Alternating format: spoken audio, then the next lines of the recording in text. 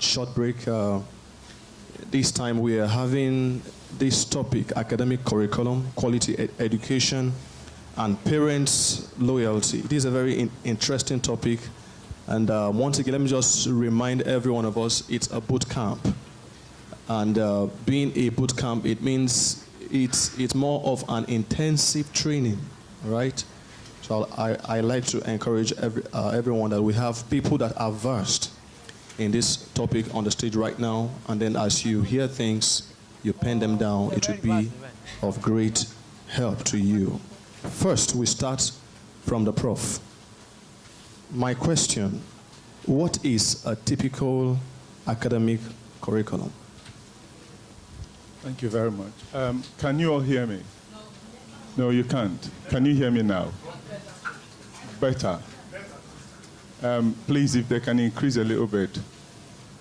Please. Well, like my friend said, my name is Ike. I just like to be called Ike. All these titles, yeah, I'm just tired of them. Back in England, everybody calls me Ike, but coming back here, you're called professor more than you can even bear. A step prof, a step prof, a step prof. And sometimes you're prof out of your life. So I'm in an age and time where, to be honest with you, I've come to realize that the greatest problem we have in Nigeria is, thank you, you title people into a box to the point that their brain is boxed out. And also just call me Ike, it makes me more beautiful. And you know, the name Ike in Igbo land means strength, yeah, power. And in Yoruba, it means plastic. So you can, yeah. I was told Ike is plastic. So somehow you're combining flexibility with strength, because plastic is flexible. And so what I want to do, sorry, I'm going to control your activity so that we can experience power and flexibility. And my colleague, please, if you don't mind. I just want us to, he said something, this is a more of practical, boot camp is where you learn, not just where you hear or listen. So I'm going to borrow 2 minutes, precisely 2 minutes, to do a quick exercise where all of us will be involved. You know, being a teacher, teaching involves practical. And that will deal with the issue of curriculum. He just asked me a question. Why we don't succeed in Nigeria is not because we are not intelligent like some of our colleagues said, it's because we don't have the ability to put theory into practice. So I want you to bring out your pen and paper. Let's do a quick one, just a minute or two. Pen and paper, quickly please. And then turn to your next neighbor. So I want you to be in a group of 4 or 5, just in a group of 4 or 5. So naturally, just turn pen and paper. You can use pen, you can use pencil, but I don't want you to be alone. Work with a team, please. So work as a team. You cannot be looking at me, be looking at your colleagues. Turn around, yeah, adjust the seat. Please, adjust the seat. While I'm also watching some of you that are teachers, I'm seeing your weakness already. If you cannot interact with yourself, that's why you can't teach a pupil properly. So we should be quick.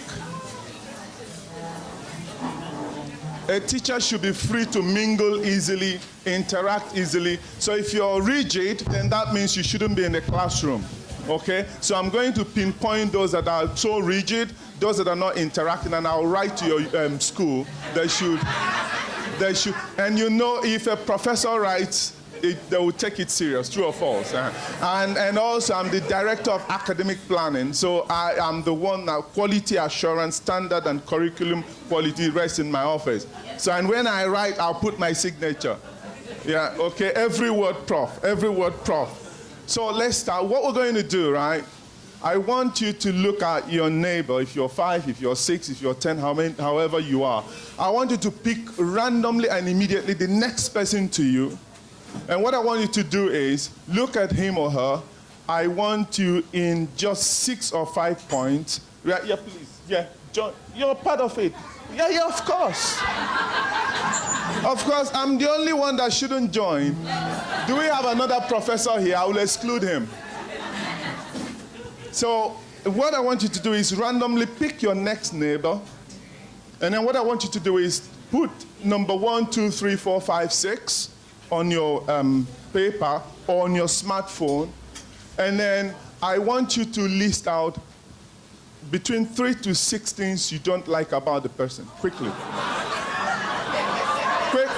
Quick. Yeah. You know, yeah.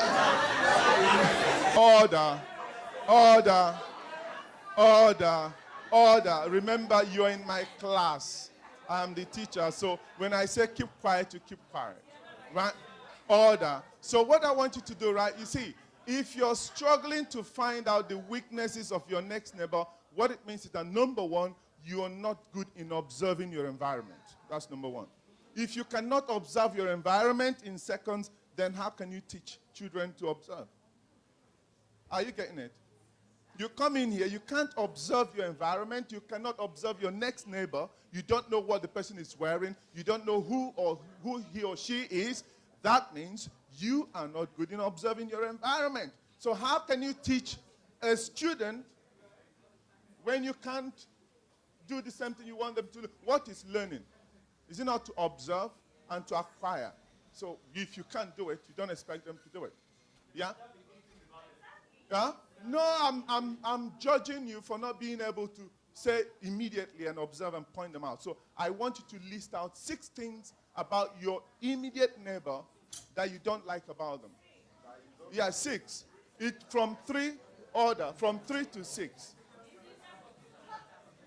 No. Once you walk into a place, the first thing you're supposed to do.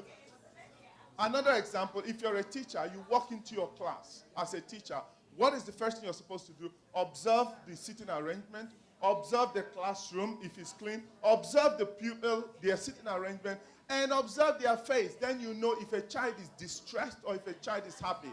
And then if a child is psychologically worked up, you should find out immediately. And what do you do as a teacher? First of all, get the children to relax and laugh before you start teaching them. Because you don't know the pains they've been through. But we walk into a class, take our stick, and start teaching. And the child is already stressed up. How do you think the child is going to learn? So our problem is not really federal government, state government, national government. You are the problem of our education. So what I want you to do, just 3 points. List out what you see as weakness with your next neighbor. Quickly, let's start. Just keywords. What you don't like about them. It could be a weakness. Maybe the person is too dark. Maybe the person has odor. Maybe the person has mouth odor or body odor. It could be. Maybe the person's hairstyle is annoying. Yeah. It may be the person is a bit arrogant. So I'm already giving you expo. Okay, so if you've done that, we'll move to the next. I want you to then, again, list out point 1 to 6. I want you to write out, in summary, just words, what you like about that person. Quickly. Don't be hypocritical, okay? Just honest. What do you like about the person? Don't be pretentious. Just be really realistic and objective. Have you done that? Are we ready? Are we ready? Yeah? Are we ready? So we'll move into phase 2. The phase 2 is, I want you to turn to that person. So if you're 6 in your group, pick the person you've wrote something about. Just in quick succession, mention those things to the person. Quickly. So you interchange. Yeah? Go on. So, go on, tell it. And then you tell her. Quick.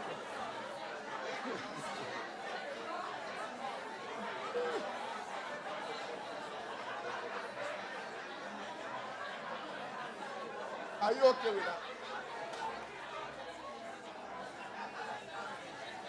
Right. Order. Order. Order. Order, please. Order. So we'll stop. Order. Order. Thank you. You see how we know teachers? Teachers will keep talking. Teachers will talk and talk and talk, and yet they tell students, keep quiet. Now keep quiet immediately. Okay, so now let's pick out some learning tips here. If you are shy telling your next neighbor, or if you're concerned telling them the truth, that means you're not an honest teacher. Well, it also means that you compromise telling a child the truth. We're talking about psychological profiling.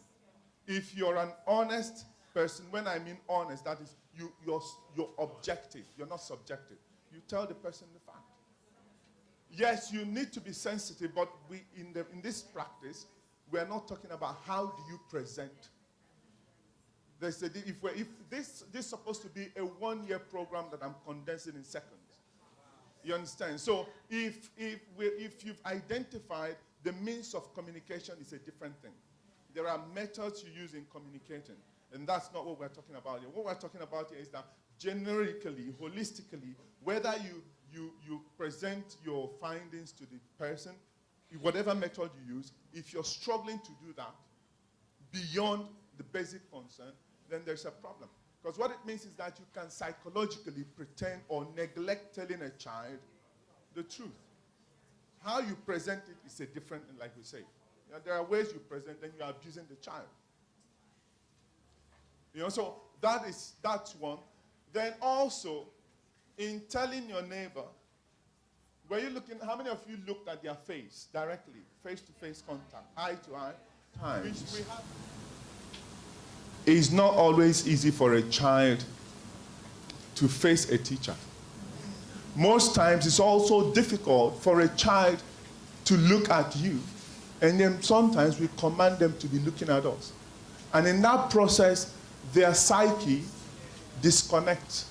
They'll be looking at you, but they are so much afraid, and everything you're teaching them that day, it's out of the window, right? We can go, there are about 24 more levels we can take, but there is no time. But the summary of this exercise is very simple. Teaching and quality education in Nigeria requires doing, not just blaming. Right? And some of us never went through conventional education. I left primary school when I was 4 years due to some circumstances. The next time I went to secondary school, I entered JSS 3, third term. I stayed in school for 1 year. I couldn't cope because I couldn't understand the structured learning, rigidity in everything, and also it wasn't for me.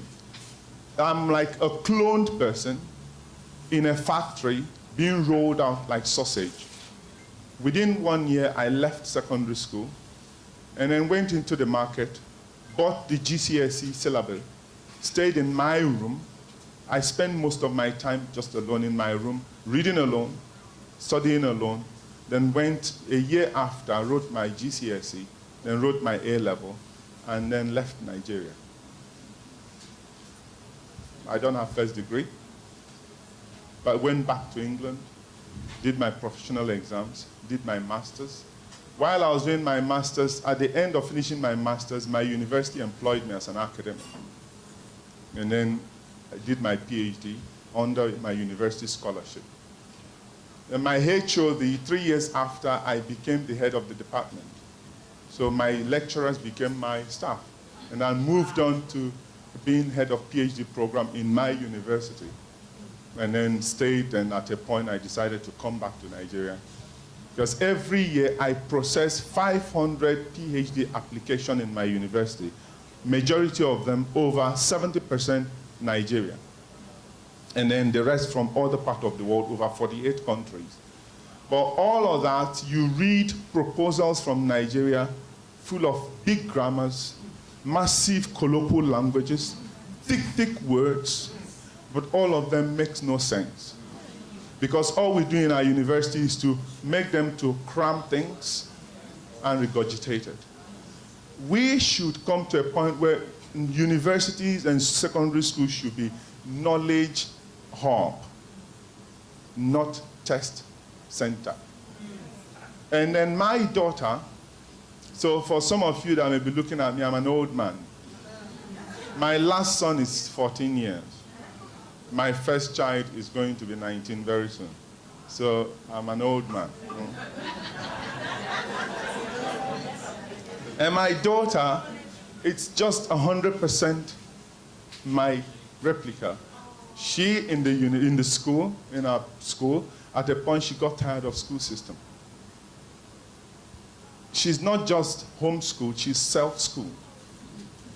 And then because the British system, education system, had so many laws that impinges on us from giving her what we want, she came back to Nigeria. She's with me now. But what I did was to build a conducive environment for her. It's expensive, but there's internet in my house 24/7. There's electricity. We don't use NEPA. We use solar panel with inverter. So she has light, she has internet, she has systems, and she's researching on her own.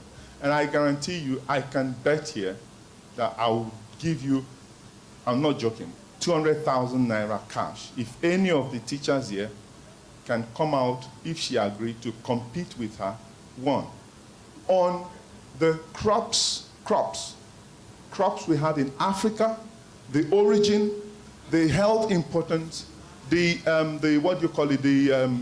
nutritional values, including the fact that from her I knew that cassava is not indigenous to us, plantain is not indigenous to us, beans, some type of beans are not indigenous to us, so many things.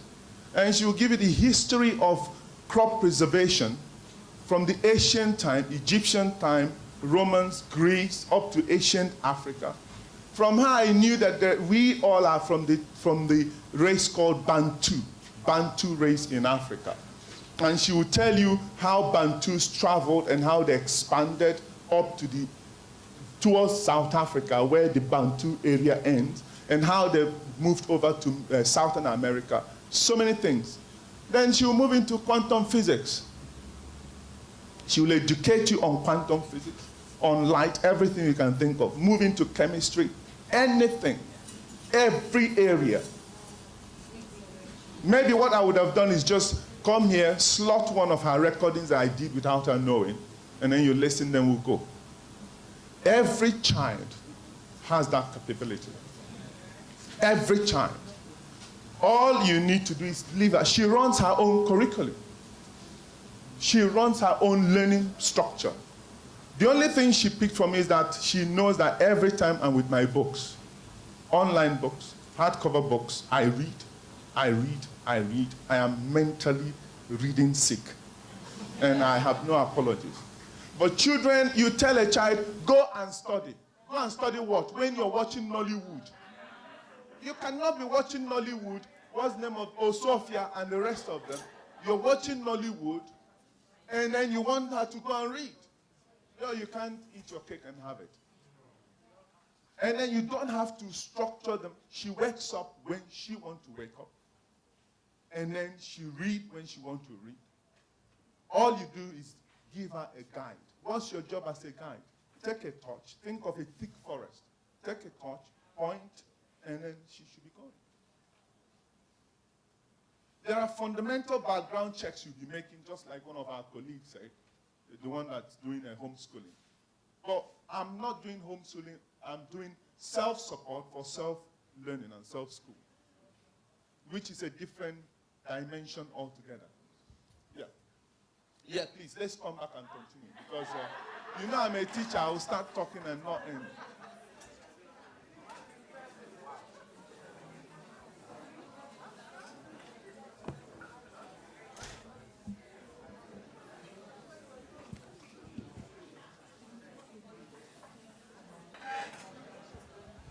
Well, you will agree with me that that was quite revealing and quite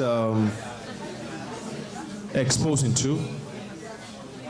Thank you for that. I think that's to a long way defined in your own terms what a typical academic curriculum should be. So in summary, a curriculum is not simply list of courses. It's not list of subjects. Neither is it list of items that must be there in order for you to obtain a knowledge. A curriculum in order for you to learn and pass. A curriculum is the enabling environment documented in a paper that allows a child or a learner to acquire knowledge. That's just what it could be a child playing all the time, or it could be a child, when we say play, what is play? It's playing, not learning. It's learning. Thank you very much, sir. Now, just before I come back to you, sorry, let me come to you, Madam Rhoda. She said some things about me that I'm still thinking about. Anyway, second point, my second question here is, what are the common academic curriculum you know in Nigerian schools? Okay, the common ones. Sorry? What are some of the common academic curriculums we have in Nigeria? Okay, so I love the what professor, we have to call you professor, whether you like it or not. you did amazing. I mean, your story is just so inspiring, and I key into it very, very, very, very well. And of course, his defined curriculum, I don't think you do need anything in addition. It's a totality of experiences that students or children would have to go through in any systematic program. It may be structured, unstructured. It may be unlearned or learned. It may be null, not even done at all. Something is happening, and that constitutes your curriculum. And so when schools are talking about curriculum, they forget that it's not just what is written, it's also what is not written. Okay, so I just wanted to leave you with that. Some of the common, and you know I'm a teacher, you know, we teachers, where are you? Correct people, well done. You know, we do the whole, but when they tell us about technology, we too be like, okay, how do we achieve that? But you know, we like, well, how many of you still like writing? Like penning things down, paper, pen? Okay, so I'm still kind of like that. So I did some paper, which I will not do because, you know, I've, kind of put it up in my head in a way. Anyway, so some of the common curriculum we have is, so let me just give you a little background. There is the domains of curriculum. Curriculum is really wide, as we now know. Okay, so there are many domains to it. There's a bit that is curriculum policy. So those people who deal with how the government and people who are institutionalized stakeholders should work around and build a curriculum. There is implementation, there is the evaluation, there's a whole lot to it. But what we have in our schools, which is the academic curriculum that he's talking about, in Nigeria, is subject-centered curriculum. That's what we have here. And it is killing our children. Because we honestly, creativity gone off, down, off the window, down the mountain, whatever you choose to call it. And that's because we have boxed all the learning into specific subject areas. And now, it's not to say that we should throw them away, but if you ask me, I'll say we should throw them away because I have my own theory around that. But that's separate because we have everything we know and everything we should do, especially in solving problems, should be incremental. Because then again, people need to make meaning first, and then when they make meaning, they can find solutions. I've always said that Nigeria needs Nigerian curriculum. Forget anything. All of you who are here, I know you're all British, American, and all of those things. You have to stop.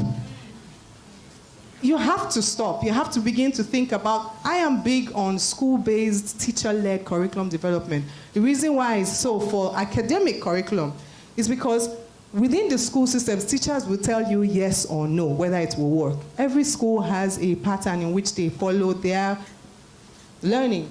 And so some of the ideas that some school owners have may be very lofty, but then when it's time to implement it, what happens? The teachers find that it's pretty much impossible. And then, of course, because whatever you come with, you have to back it up with resources, materials, and everything. And if you do expect your teachers to be very creative, then you have to give them the platform to be creative as well and the tools that they need to be creative. So in working with an academic curriculum, which most of us do here, is subject-centered. So that's pretty much the answer, subject-centered. And that's the curriculum that lists, like he said, like Ike said, because that lists, the subjects, topics, references, pretty much. And then maybe an additional column will have maybe a bit of explanation of the content. And that's what we do here. Thank you very much. I think in the course of you speaking, you made mention of some things that has to do with my thought.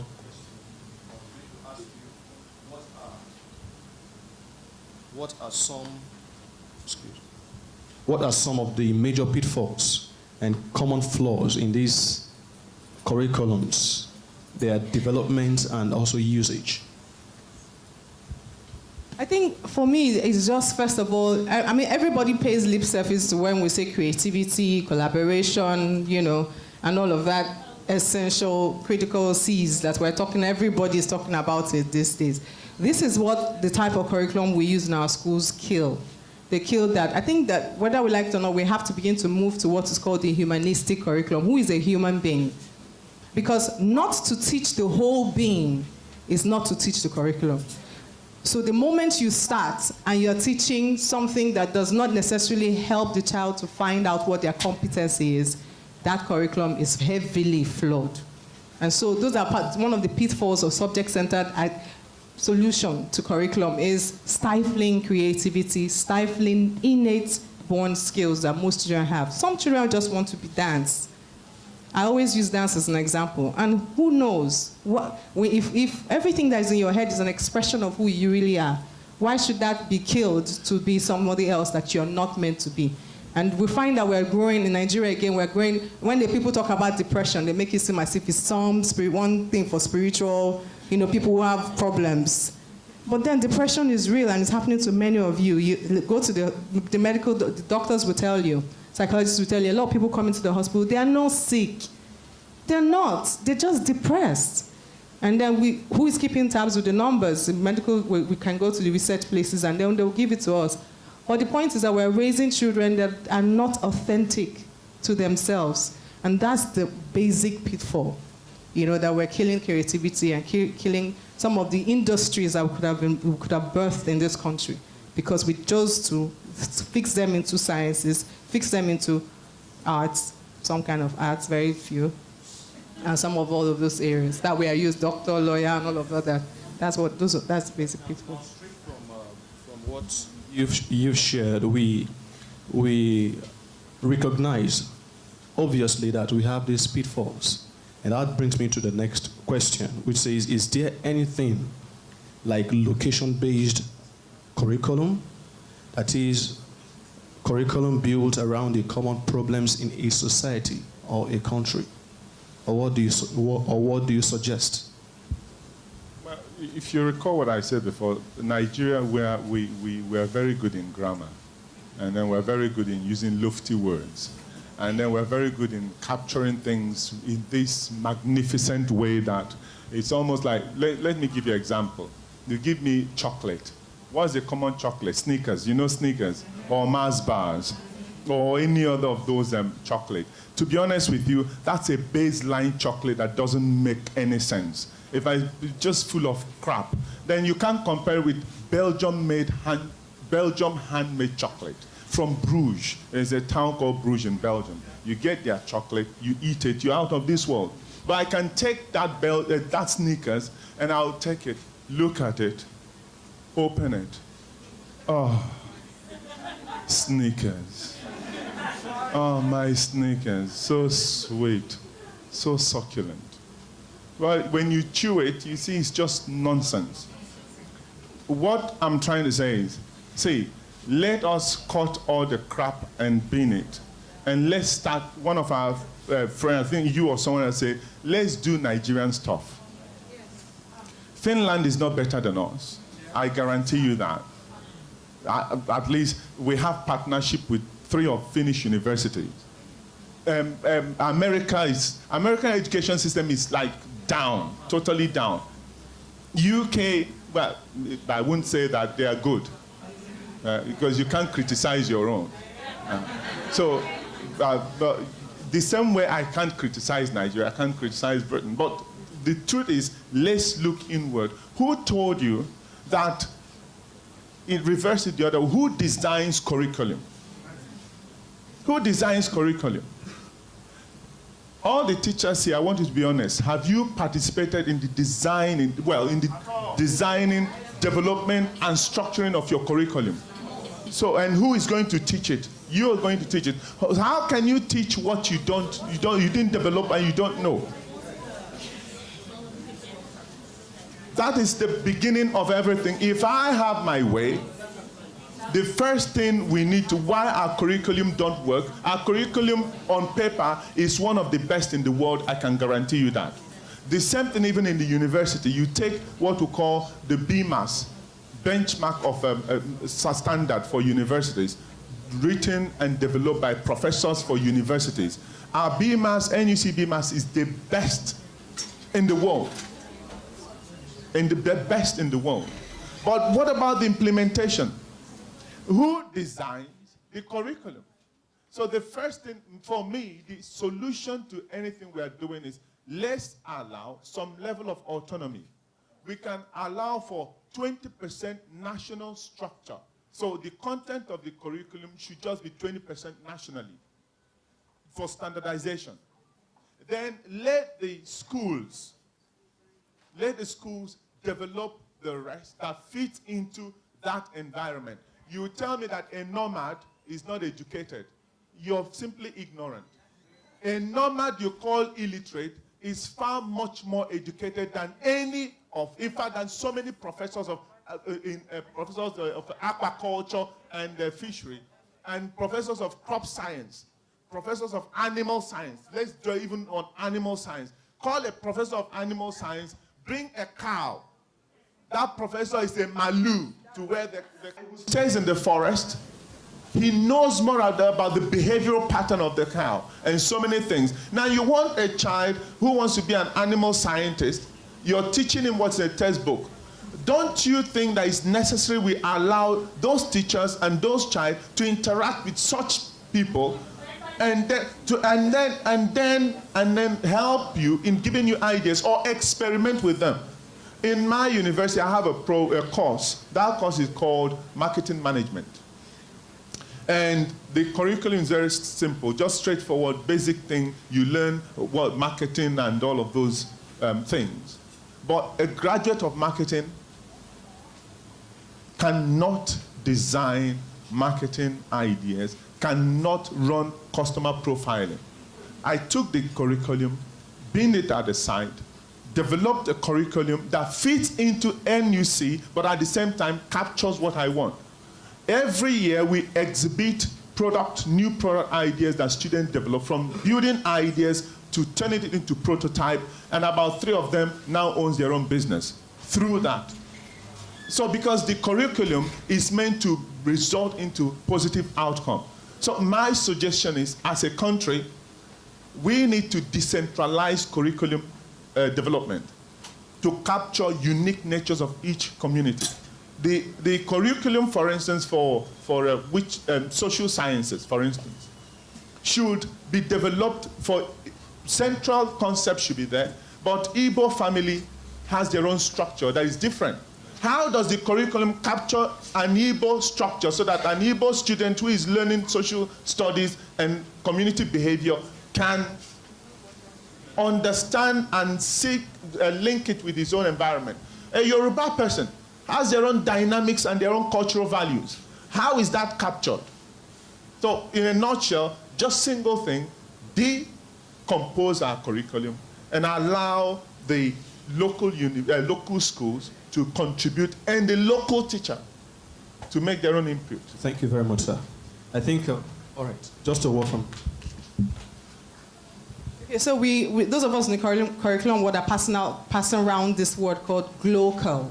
So it's a combination of global and local. Because of course, our students don't exist now. We know them to be digital natives. So they don't exist in a world that is not beyond their sphere or immediate environment. So of course we have to take cognizance of the fact that they're going to have to be relating with an international audience. So there's a call for internationalization of curriculum and all of that. But the point is that when we begin to use the nomenclature, location-based curriculum, we can come up with many names.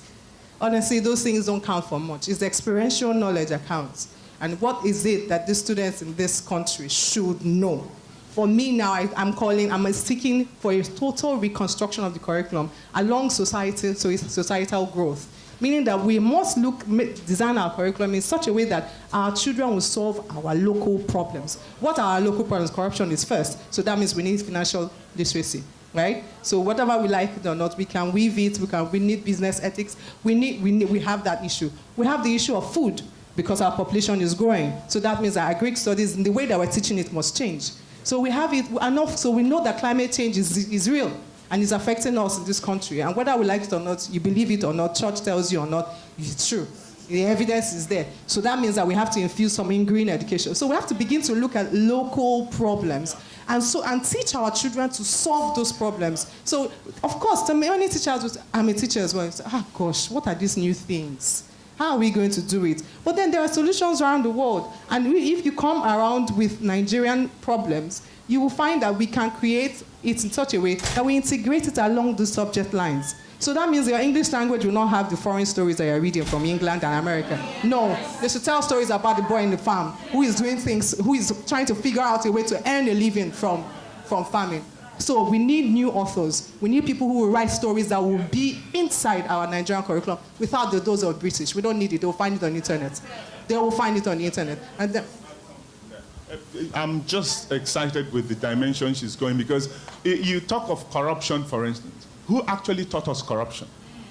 How can a man own how many vehicles, what millions of dollars? Where did we learn those things from? I gave illustration. Nigeria is 57 years old. Someone who is 57 years old and he steals every year and is caught every year. And the other one is 1,000 years old and he steals every day and he's never been caught for once. Who is the best criminal? The one that stole for 1,000 and you've never caught him. But you see, the other thing is, he's been stealing, you've never caught him. So in the eyes of people, he is holy, he is pure, he is righteous. But in the eyes of people, the other one that has been caught for 57 times is a very bad person. That's the environment we found ourselves in, where we believe the Westerners doesn't steal. They are so innocent, they are so pure, but we are the most corrupt, perverse people. Who keeps the stolen things for us? The Westerners. And therefore, what my friend and colleague is saying here makes a whole lot of sense. If we bring our curriculum back home and we want to solve corruption problem, I'll give you a practical example how we solve it. In the teaching of social sciences or cultural behavior, we shouldn't be telling them culture of other people. We know that in Africa, in Yoruba land, there's this enshrined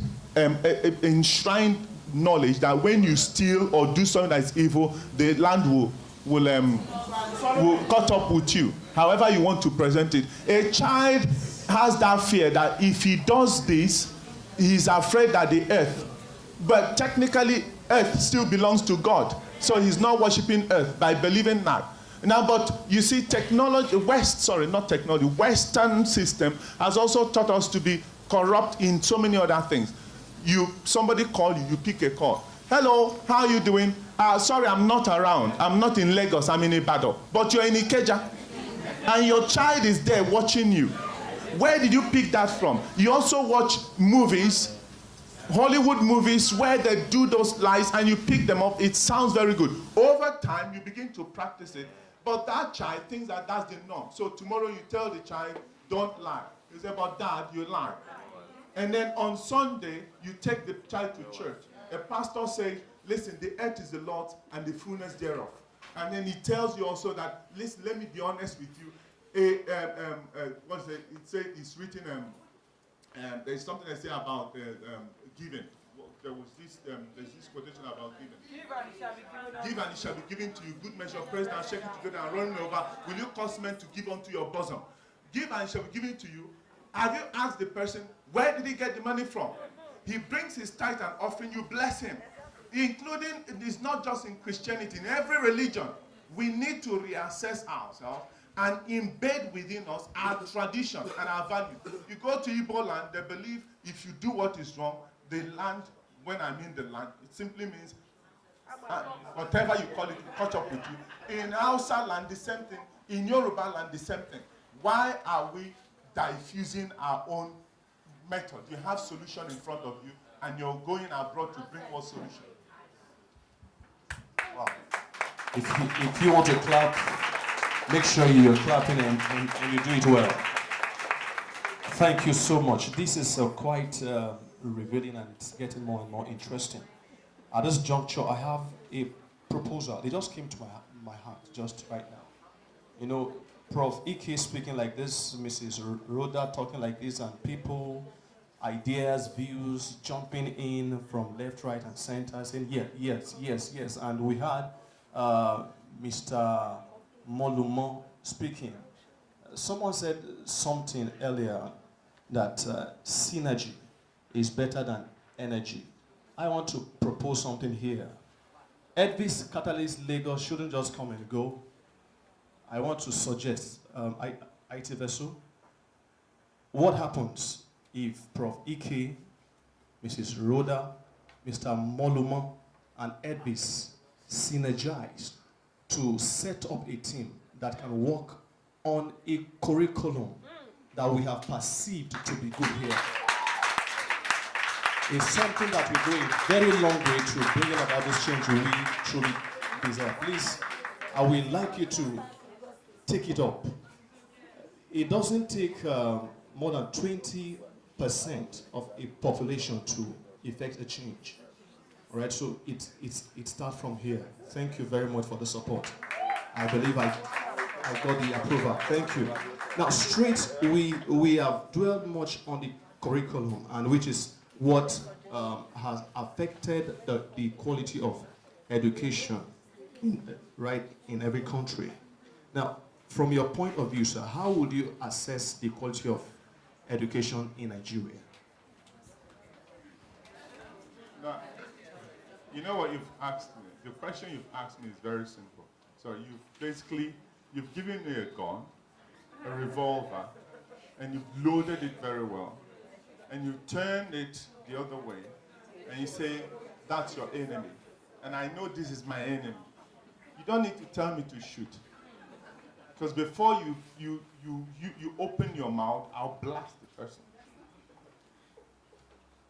So, what can I say? Yeah, the answer is already there. What would you recommend that will serve as the starting point in addressing the poor quality of education? Well, I think, curriculum is one of it, which you've given a suggestion, an idea that we should come and redesign a domestic-based curriculum. Because somebody also said, if you go to, even as South Africa, or let's leave those places, because look at every local community you have in some rural part of the world. In China, their curriculum is based in their own language and their own dialect and culture. Once you redesign your curriculum to fit your people, the second thing is, let us redefine what education is. Education is not learning. Education is knowledge experiencing. Knowledge experience. In knowledge, you have learning. What we're doing now is simply we're learning. You can learn without benefiting from it. And knowledge is all around us. Everything around us and about us is knowledge. And every child and every adult has their own unique capabilities and strength in terms of learning. So if we can redefine education, that education is not what Western people are doing, that's education to them. What is education to us? I'd rather have a child who is a yam farmer and knows that he's interested in farming yam, and then take time to study all types of yam. I'm sure if I ask us here to list the species or the types of yam we have, I guarantee you almost all of us will not get it. Almost all of us will not get it. But you can pick up a child from a village. He knows all the names of yams. The one that will turn red if you cut it. The one that will turn yellow if you cut it. They'll give you the names and how they test and the nutritional value. That is knowledge. That's education. I'd rather train that child to continue in the path of acquiring knowledge on yam, and he grows to become a massive farmer who plants yam in hectares of land, export and use for local use. But he may not really know how to use what do you call yam in a botanic name? Daoscus. Study what? Daskori alaka. Look at how it sounds. It's just useless. A child learns Daskori alaka. What economic value is that to our system? What is Daskori alaka? You take somebody's language and you impose it on us. What's Daskori alaka? Well, you can say G. The other one is issue. Doya. It sings well. At the end of the day, that child can comfortably grow learning yam. In the process of learning, acquiring knowledge on yam, he acquires other knowledge as well. He grows to become a massive exporter of yam, employing people to work in his farm, provide family food. For instance, when I came back, I noticed that my students graduate, no job for them, and they live without knowledge. My daughter came to me, Dimeji knows her. My daughter came to me one day and said, Dad, they came into the country and they were living. He said, Dad, don't you think we should have a hotel chain? I said, hotel chain? Who is going to manage it? She said, she will manage it. I said, okay. I just said that's one of those, children with ideas bubbling up. And she engaged me in conversation. Mentioned all the major hotels, Sheraton, Hilton, and rest of them, and she will tell you when they were found, the weaknesses, the problem they're having, their challenges. Where did she learn them from? On phones, just on the time. And then I said, okay, for 4 hours I was listening to her. They have to be patient. I said, why not subsume all this on paper? Within 3 days, she wrote business brief with business plan attached to it. And after reading it, I was forced to turn one of my properties and build a hotel. She named it Paka and Chele. They provided services for us. It's running now in Ebonyi State. And we've employed 10 workers, paid them salary, her ideas. And in incorporation, I have to put her name there. We're working on the history, on the website of the hotel. This is about 6 months now. And her name is there as the person who came up with the idea. It's her idea. She initiated it. So it's ingrained in the system.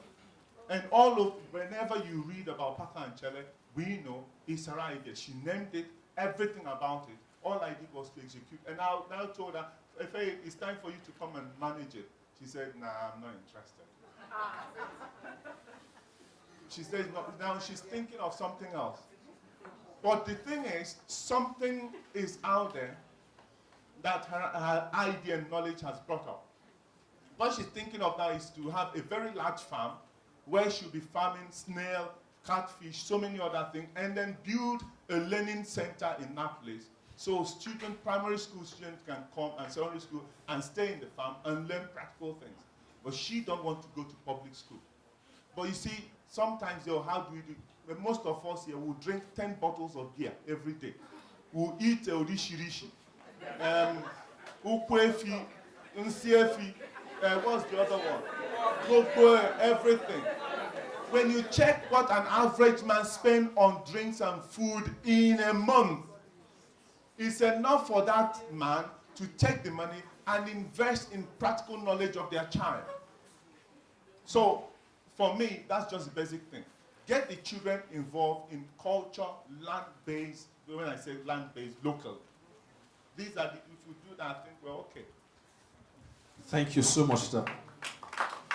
On a final note, what will you,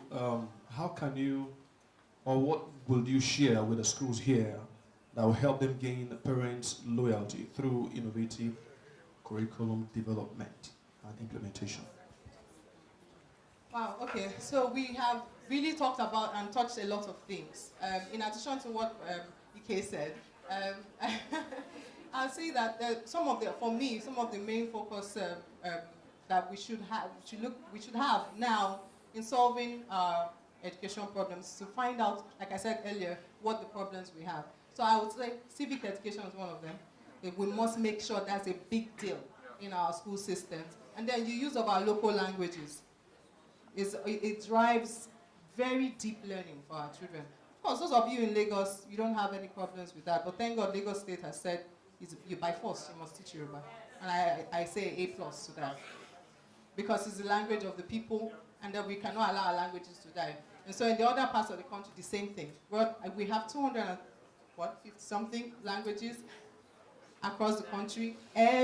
So that means that those of you who can speak your language very well, you have business, you have work. You start to develop content in your language. Those of you that can do it. But then these are the directions that this is the way that we're going to get our people educated, not schooled. They're very different. And then of course we have to focus on, industry education. Because these are the things, we need to build industries in this country so that we can, and homegrown industries. So technology will come in and make sure that it's facilitated and automated, but then we need to make sure that all of those things happen. Now, bringing all of that in our more that you have heard today, you now know that there are things that are missing in your curriculum that you should have. So when your parents come, one thing that most schools do is they have PTA, right? And PTA is not working. I'm sure some of you, right? I know, I hear it often.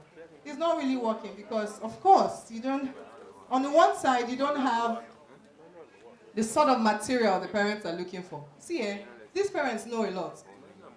So if you don't know your onions, they will talk you down. And teachers, unfortunately, most of us in this country got them from, the bottom rung of the side. You know how we enter into colleges of education. I want to read medicine, you didn't get it. Then you go to biology, you didn't get it. Then biology education, it just goes like that. And so when a teacher is standing in front of the parent is looking at you like, what do you have to say? You raise any topic, she will tell you, well, I know a lot about that. And then she starts giving you the points. And then when you say, but when you go to the hospital, you allow the doctor, but why don't you want us to tell you what's wrong with your child or what we can do with your child? But you don't have enough information, you don't have it. So you have to arm yourself with as much skill and expertise in your subject area. That means that your teachers must be very, very knowledgeable about their content. You must be a master of your content. Now, that's what the parents are paying you for. They're paying for their children to get educated. So that means that you must make sure that that education is tightly knitted. So first things, I always say, why don't you have parent education programs, PEPs? So forget the PTA. When your PEP is good, it's a PTA. It's a medium for PTA.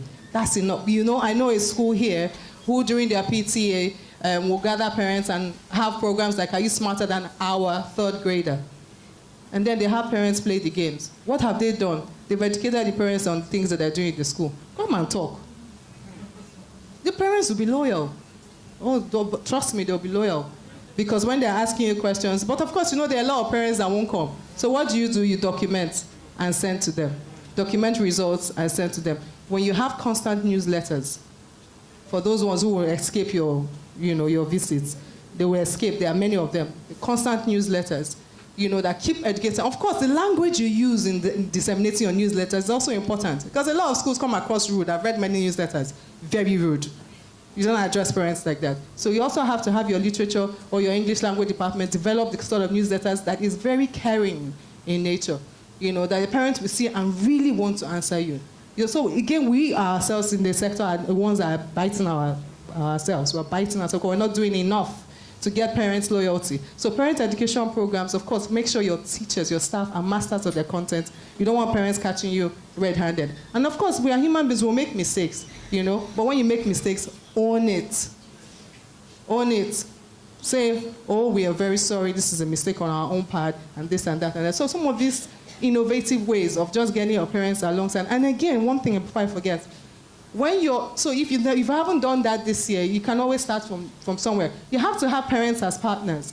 So you profiled all the parents in your schools. You ask them nicely, we want to profile you because we want to see how your business, your organization can help educate our students, taking our classroom to the world project. That way your parents come, and then after profiling them, those who are farmers, that's another opportunity for a project for a job shadowing if you have a secondary school. That parents, trust me, will want to have your students in their school, in their place. And you profile all these parents and have them come through the school system, organize them through the year, and then have students connect to them in terms of their work.